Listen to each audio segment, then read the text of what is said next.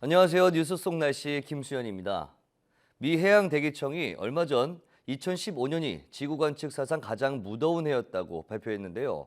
전 세계가 엘니뇨로 인해 몸살을 앓고 있습니다. 오늘은 문명을 붕괴시킬 수 있는 엄청난 힘을 가진 엘니뇨의 위력에 대해서 이야기를 나눠보도록 하겠습니다. 오늘도 스튜디오에 반기성 센터장 나오셨습니다. 안녕하세요. 네, 안녕하세요. 네.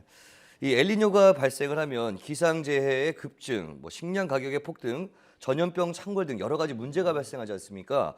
이 세계에 엘니뇨가 많은 흔적을 남겼다고 하는데 자세한 설명 좀 부탁드릴게요. 역사 속에 이제 많은 인물들이 엘니뇨로 인한 문명의 붕괴에 대해서 좀 이야기를 했죠. 예.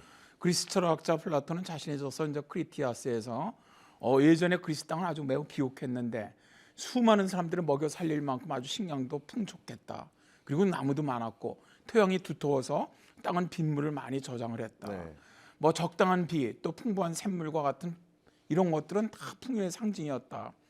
그러나 이제 지금은 아니다. 예. 기름진 땅은 저 떠내려가고 앙상한 땅덩어리만 남았다라고 한탄을 했었어요. 그렇다면 말이죠. 정말 이런 기후변화가 문명의 흥망에 영향을 줄까요? 미국의 과학자이자 작가인 제렛 다이아몬드는 그에 져서 문명이 붕괴해서 기후변화라든가 환경훼손, 인구 증가 등이 문명을 붕괴시킨다. 이렇게 얘기를 합니다. 네.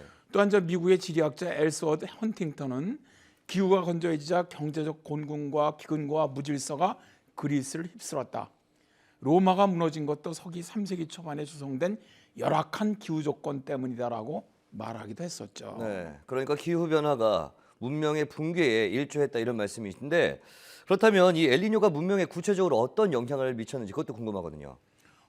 역사를 보면 한 번도 아니고요. 여러 번 영향을 주었습니다. 네.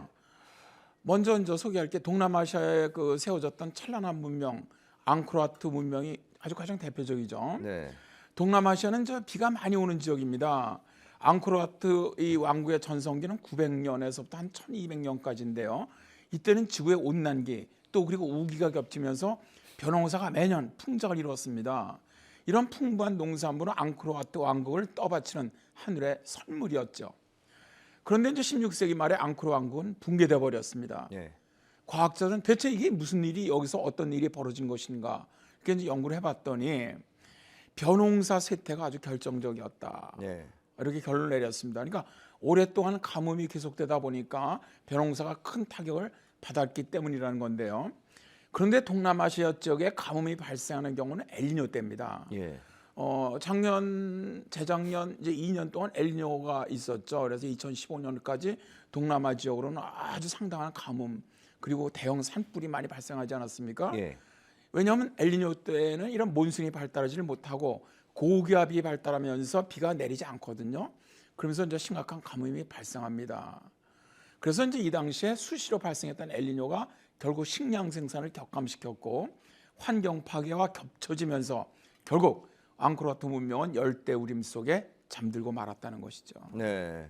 이 앙코르와트 문명이 16세기에 사라진 뒤에 열대우림에 좀 묻혀 있다가 1800년 61년이었나요? 그때 프랑스 박물학자에 의해서 발견됐다고 들었거든요. 그 문명이 사라졌다가 이렇게 뒤늦게 발견됐다는 게 좀 신기하기도 하고 또 그게 엘니뇨 때문이다. 이건 더욱더 신기하기도 하네요. 그러면 또 궁금해지는 게 다른 문명에도 좀 영향을 미쳤을 것 같은데 어떤 사례들이 있을까요?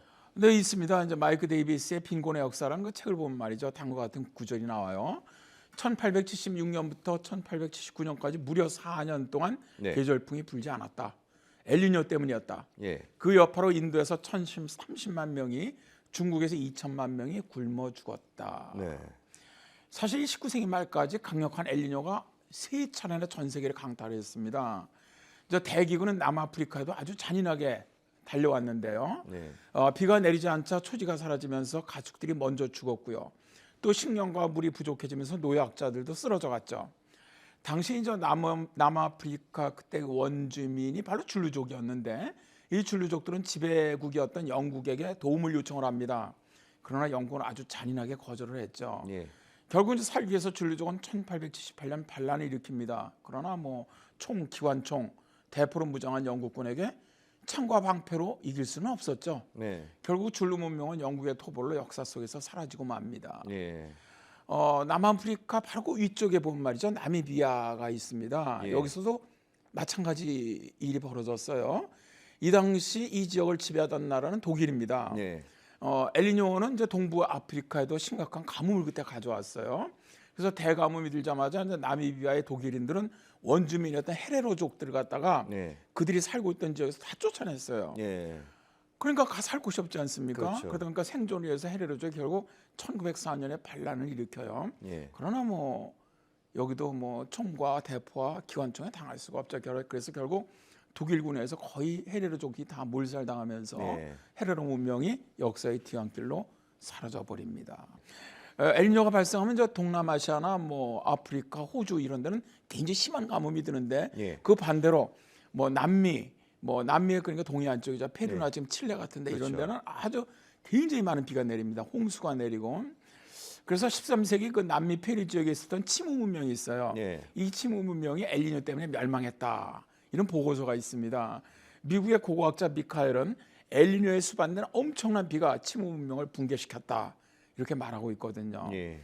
또 뭐 일부 기후학자들은 마야 문명 혹은 잉카 문명 예. 이런 문명에도 엘니뇨가 영향을 주었을 것이다. 이렇게 이야기도 하고 있습니다. 네, 그렇군요. 또 보니까 문명의 붕괴까지는 아니었지만 우리나라도 큰 어떤 이렇게 타격을 받았던 그런 엘니뇨로 인한 타격을 받았던 시기가 있었다. 이런 말을 들었거든요. 네, 그렇습니다. 아까도 말씀드린 19세기 말에 이제 그 세 차례 강력한 엘니뇨가 들어왔지 않습니까? 예. 그때 이제 굉장히 그 타격을 받았던 나라가 뭐 전 세계 이 가난한 지금도 거의 가난한 나라들인데 예. 가난한 나라들의 그 백성들이 때로 죽어 나갔죠. 특히 뭐 1877년, 1878년에 발생했던 강력한 엘니뇨는 아시아, 아프리카 지역에 아주 극심한 가뭄을 가져왔는데요. 뭐 당시 인도와 중국에서만 거의 뭐 2천만 명 이상이 굶어 죽었다. 이렇게 이제 밝혀지고 있죠. 예. 부경대학교 환경대기학과 변희룡 교수는 이렇게 얘기를 합니다. 조선에서는 1884년 강력한 대가뭄부터 가뭄의 정점이었던 1901년은 38년과 124년 주기 가뭄이 겹쳐서 전국적으로 엄청난 피해가 발생했다고 얘기를 하는데요.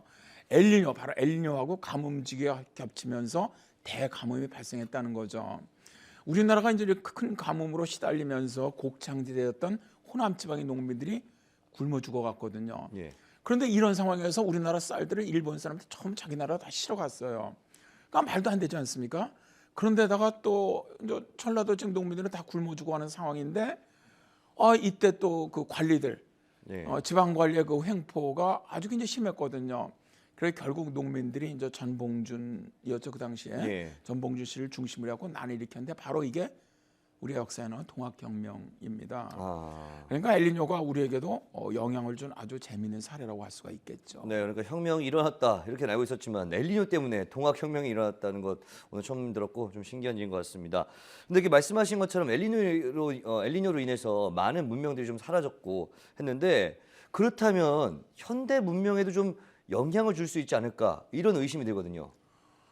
저는 뭐 충분히 가능성이 있다고 생각을 합니다. 사실 엘니뇨로 인해서 여러 문명들이 직접적인 피해로 사라졌거든요. 예. 그러나 큰 국가들도 많은 영향을 받았습니다.